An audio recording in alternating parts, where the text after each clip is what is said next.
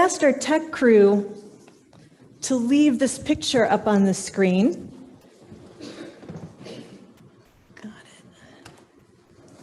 It's a beautiful one, isn't it? Do you recognize what time of day that is?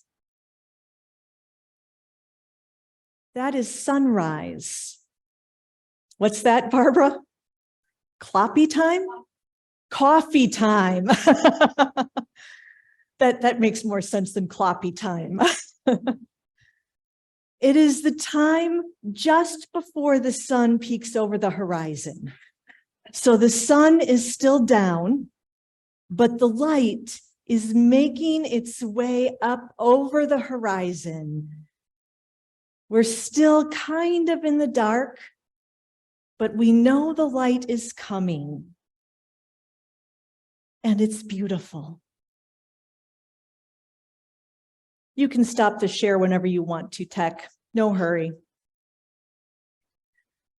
This is the time that Paul was talking about in his letter to the Romans for today.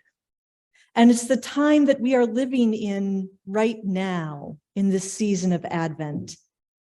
You know what time it is, Paul says, how it is now the moment for you to wake from sleep and perhaps to make some coffee. The time for you to wake from sleep. What Paul is saying here is that as Paul was writing this, they had already seen the birth, life, death, resurrection, and ascension of Jesus. He says, we know the light is there because we saw it, because we still kind of see it. But yet, it's not here fully. It's not high noon. The world is not ablaze with light, but the light is there. We need to wait, he says, for the second coming of Christ, for the day to fully come. And then his question is, how do we live in the meantime? I don't know whether Paul knew that in the meantime was just a few more years, or whether he knew that in the meantime was going to be over 2,000 years. But he asks an important question. How do we live in the time between the first coming and the second? And he's clear. Live as children of the light.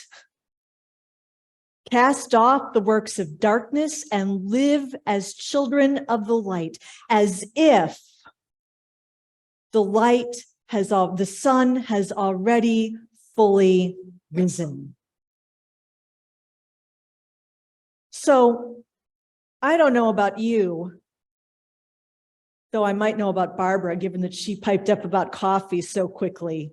But when my alarm goes off in the morning, when the sun is not yet fully risen, I struggle a little. Do you? There are days when my alarm goes off. I never used to be like this. When I was young, I was not like this. Then I hit 50 and something drastic happened to me, man. There are days when my alarm goes off and I look at my phone and I say, why did I set my alarm for this early? I don't need this much time to get ready for work. And so I hit the snooze. I pretend that it's still nighttime for 8 more minutes. And then I got into this awful habit. I used to be this person before I turned 50, that my alarm would go off, I'd jump out of bed, I'd get into the shower, I'd get all ready, and then I would go downstairs and I'd have breakfast and my tea, and then I'd get to work, always on time, if not early. I was living as a child of the day, right? My alarm went off. It's daytime. I'm up. I'm here. I'm getting ready. I'm going to work. but I've gotten a little tired. And so some days I hit that snooze alarm and try to pretend it's nighttime for just 8 more minutes.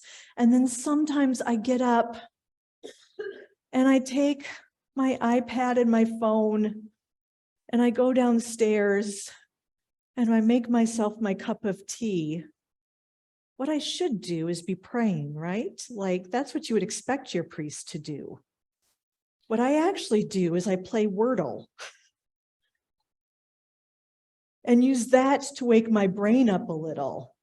And then I go upstairs and I take my shower and so forth. I think that somewhere along the way between Paul and now, we got tired of waiting and stopped believing that Christ could come in our lifetime, that Christ could come this week, this day, this minute. And as a result of getting tired of the waiting, of getting that waiting fatigue, we stopped living as children of the light. Or at least we struggle more than we should to live as children of the light. What are the spiritual practices that you may have let go of by this time because, man, you just got tired? Do you really wait for the second coming? Do you really wait for Jesus to come again? Not with, I guess maybe it'll happen today. Mother Jen said maybe, so maybe it will, I don't know. Or with joyful expectation and hope. That is what Paul calls us to wait as children of the light with joyful expectation and with hope. Paul says that we should put on the armor of light. So here's my image now. My alarm goes off. I am now a child of the day, right? I get up, I shower in the waters of baptism. Luther told us to do this, by the way, Martin Luther. He said that anytime we touch water, we should imagine that it's the waters of our baptism. So I shower in the water of my baptism, and then I put on my deodorant. There's no spiritual thing that I can think of for that. I put on my deodorant and then put on the armor of light. And you know, Paul, in this letter to the Romans, just says that that armor is Jesus Christ, and that's fair enough. But Paul talks about the armor of light in other of his epistles too. And do you know what he calls the armor of light in 1 Thessalonians chapter 5, verse 8? Hope. He says that the armor of light is hope.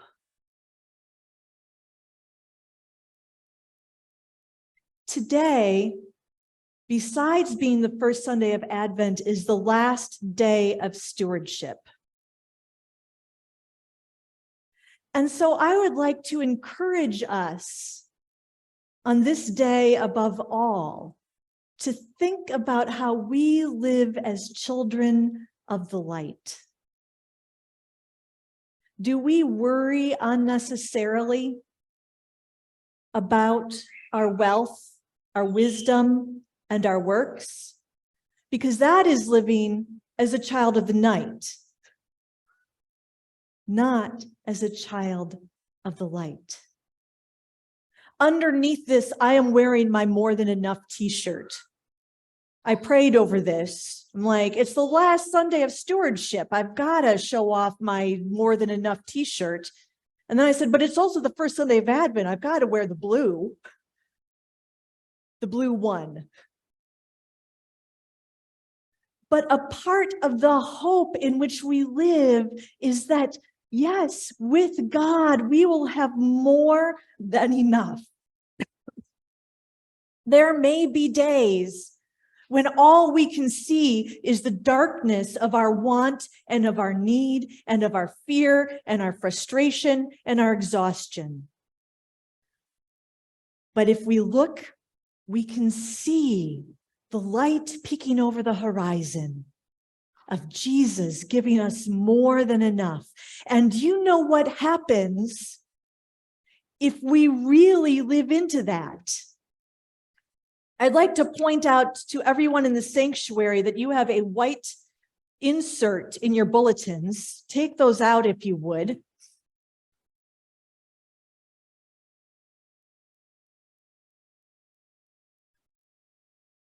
We go through a stewardship season every fall. But in reality, every Sunday, every week, every minute of every day is a time for stewardship. We practice stewardship year round. And so do you know what happened when I went onto the internet and I looked up the website that gave me the More Than Enough logo for 2022? They had next year's stewardship theme already done. Rooted in abundance. People on Zoom, you can't see this, I know, but picture a tree in which you can see the roots. And there are the words, rooted in abundance. If we live as children of the light and we believe that in God and with God, in Jesus and with Jesus and through Jesus, we have more than enough, then there will come a point where we will be rooted in abundance and our branches will spread out to soak up the light of God. And isn't that glorious? I want to be that child of the light. Guess what song we're singing at offertory? I want to be that child of the light, rooted in abundance, with my branches stretching out in all directions to soak up that light. My friends, do not live in darkness. Do not let your roots shrivel up and die. This Advent season, we need to practice sitting in that in-between space of now, but not yet. When the sun has not peeked over the horizon, but we can still see its light. When we know that Jesus came and we live in hope of his coming again. Live as children of the light. Amen.